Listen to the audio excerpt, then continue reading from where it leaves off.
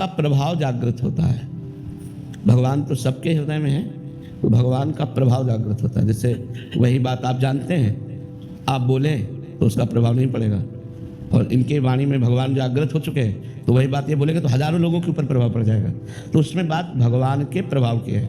भगवान तो सब में है, कौन सा ऐसा जीव है जिसमें भगवान नहीं है? ना, सब में भगवान। तो सब भगवान के ही तो रूप हैं, तो सब भगवान के ही अंश अवतरित हुए हैं, सब भगवान के अंश से अवतरित हुए हैं। अब भगवान जहाँ जितना प्रकाश कर देते हैं, किसी को प्रकाशित किया 100 आदमी को बदल दिया, किसी संत को प्रकाशित किया 1000 आदमी को, किसी को प्रकाशित किया देश का देश बदल, तो वो भगवान का प्रभाव होता है, वो भगवान का प्रकाश होता है, व्यक्ति का नहीं होता।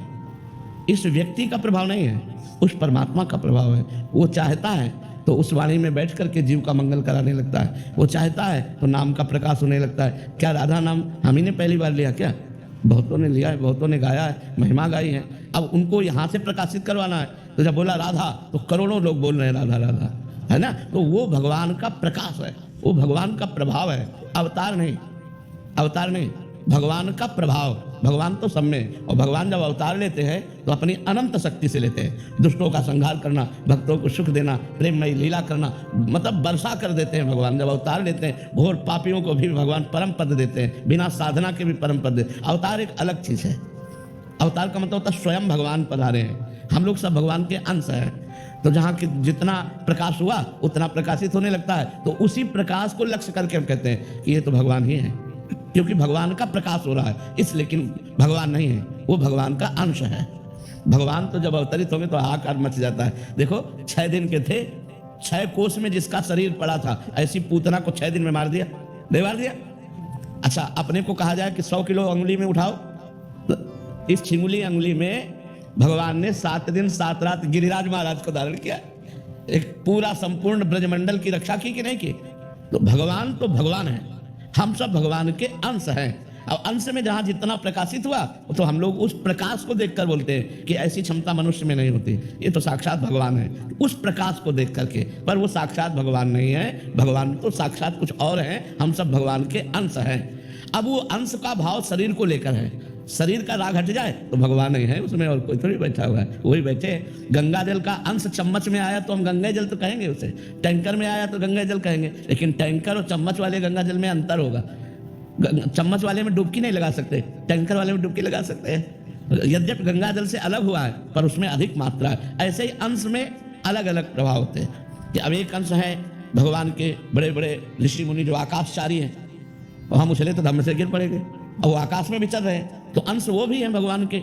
एक है कि वो जो चाहे नई सृष्टि रचना कर सकते हैं, लेकिन वो भगवान नहीं, भगवान के अंश हैं। उनमें जितना पावर प्रकाशित हुआ, भगवान का पावर अनंत है और हम लोगों का पावर सीमित है। भगवान का पावर अनंत है, उनको अनंत कहा गया है, तो हम लोग भावना में कह देते हैं, लेकिन भगवान तो भगवान है। जब वसुदेव देवकी जी ने पूर्व जन्म में तपस्या की और भगवान से कहा आप जैसा पुत्र चाहिए, तो कहा मेरे जैसा तो सिर्फ मैं ही हूँ, मैं ही आऊँगा। तो भगवान कृष्ण के रूप में पधारे। जब मनुष्य रूपा ने तपस्या की, भगवान प्रकट हुए, तो भगवान से कहा हमें आप जैसा पुत्र चाहिए। तो उस समय भी भगवान ये बोले कि मेरे जैसा तो सिर्फ मैं ही हूँ, तो वही राम जी के रूप में प्रकट हुए, मनुष्य रूपा दशरथ कौशल्या बने और भगवान राम के रूप। तो भगवान जैसे तो सिर्फ भगवान है। भगवान के भय से वायु चलती है, भगवान के भय से मृत्यु भयभीत होकर काम कर रहा है, भगवान के भय से पृथ्वी जल में नहीं डूब रही, भगवान के भय से सूर्य चंद्रमा अपना प्रकाश समय पर कर रहे हैं। भगवान भगवान है, भगवान जैसा कोई नहीं है। हाँ, कहीं कहीं भगवान का तेज प्रकाशित होता है, वो अंश मात्र में होता है कि मतलब 1000 लोग देखकर प्रभावित हो गए, लाख लोग देखकर प्रभावित हो गए, वो भगवान का तेज प्रकाशित हो रहा है, भगवान नहीं। भगवान तो अनंत महिमाशाली है। जितने ब्रह्मांड हैं ये भगवान के एक रोमकूप में है, इतने महान भगवान है। देख रावा माते तिन अद्भुत रूप अखंड, रोम रोम प्रतिलागे कोटि कोटि ब्रह्मांड। जैसे गूलर के फल में दाल ऐसे झुके और उसमें 10 गूलर लगी, ऐसे एक रोमकूप में 10 ब्रह्मांड, लाखों ब्रह्मांड है, और उस ब्रह्मांड में एक ब्रह्मांड मृत्युलोक है, और इस मृत्युलोक में कितने जीव है। अब भगवान की महिमा सिर्फ भगवान, भगवान जैसा कोई नहीं। हाँ, भगवान का जहाँ प्रकाश, किसी की वाणी में प्रकाश, किसी के चेहरे में प्रकाश, किसी की भुजाओं में बल रूप से प्रकाश, अलग अलग, किसी के माइंड में प्रकाश, अलग अलग प्रकाश दिए हुए हैं, तो भगवान का ही सब। अब देख लो भगवान का प्रभाव है तो वैज्ञानिकों ने क्या क्या नहीं बना दिया। भगवान ने ही तो पावर दिया वैज्ञानिक को माइंड का। अब एक कील फेंको ऐसे ऊपर तो धम से नीचे गिर जाएगी, और सैकड़ों आदमियों को बैठा के हवाई जहाज उड़ता है नहीं उड़ता है, वो भी तो धातु का ही तो बना होता है, और हवाई जहाज उड़ता है। तो ये सब किसने दिया? भगवान ने ही तो दिया। सबको माइंड भगवान ने ही दिया। हम एक साइकिल की चैन उतर जाए तो चढ़ाना मुश्किल पड़ जाता है, क्योंकि हमारी तमीज उतली है, और एक आदमी के हवाई जहाज उड़ा रहा है। तो भगवान ने माइंड का विकास किया है, भगवान ने अपना अपना प्रभाव रखा है कि उसकी वाणी बोले तो हजारों का परिवर्तन हो जाए। वो भगवान उसकी वाणी में प्रभाव प्रकाशित करते हैं, ना कि वो भगवान है। भगवान तो अद्वितीय है। भगवान जैसे तो सिर्फ भगवान है। जैसे कालिया नाग पूरा काली दह जहर से तपता था, गौं ने और ग्वाल बालों ने पी लिया तो सब मर गए।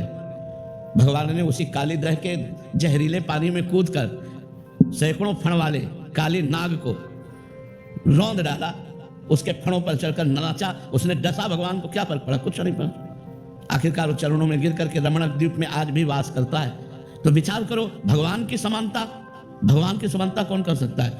विश्व में जिसे परास्त नहीं कर सकता था ऐसा कंस था, इतना बलवान था कि जरासंध ने अपनी 2 बेटियों का ब्याह किया। जरासंध अद्वितीय योद्धा था, मतलब हजारों राजाओं को कैद किए था भैरव बलि देने के लिए, हजारों राजाओं को कैद किए था। भगवान ने उनको छुड़ाया।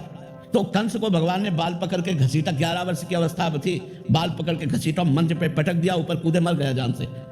11 वर्ष के बालक में इतनी सामर्थ। अघासुर, बकासुर, धेनुकासुर, प्रलंबासुर, कितने मुष्टिक शाणों मार मार के 60,000 हाथियों का बल लगता था, कोलिया पेड़ हाथी, तो ऐसे सूर पकड़ के खिलौने की तरह पटक दिया, मर गया। भगवान जैसे भगवान भगवान जैसा कोई हो ही नहीं सकता। उनके अंश हैं। अब किसी में तेज प्रकाशित, वाणी में, बुद्धि में, बल में, बोले ये तो साक्षात भगवान है। नहीं, भगवान का अंश। एक अंश भगवान के सूर्य है। तो पूरे आप विश्व में कहीं घूमिए, सब जगह प्रकाश यही दे रहे हैं, जहां देखो वहीं अपने सामने नजर आएंगे। एक अंश से भगवान से माया पूरी एक शक्ति है माया, ऐसी अनंत शक्तियों के स्वामी भगवान है। तो भगवान जैसा तो सिर्फ भगवान है। हाँ, ये वो चयन खुद ही करते हैं किसमें ये प्रकाश देना। हाँ, ये उनका अपनी कोई इसमें गतिमति काम नहीं करती। अलग अलग वैभव भगवान प्रकाशित किए, अपनी अपनी क्षमता के अनुसार भगवान वहाँ पावर दे दिए, जैसे जैसे कर्म के अनुसार क्षमता है वैसा प्रकाश हो रहा है। तो भैया भगवान जैसे तो सिर्फ भगवान है, और भगवान का अवतार जब होता है तो कभी कभी होता है। जैसे अभी पीछे द्वापर में हुआ था कृष्णा अवतार। ऐसे कितने ऋषि मुनि प्रकट हुए जो बार बार धर्म की स्थापना करते हैं। भगवान जब अवतरित होते हैं तो दुष्टों का विनाश करके, विनाशाय च दुष्कृताम, और धर्म की स्थापना करते हैं। लेकिन जब भगवान का पावर भक्त रूप में प्रकट होता है तो दुष्टता का विनाश करके, दुष्टों का विनाश करके नहीं, दुष्टता का विनाश करके भक्ति की स्थापना करता है।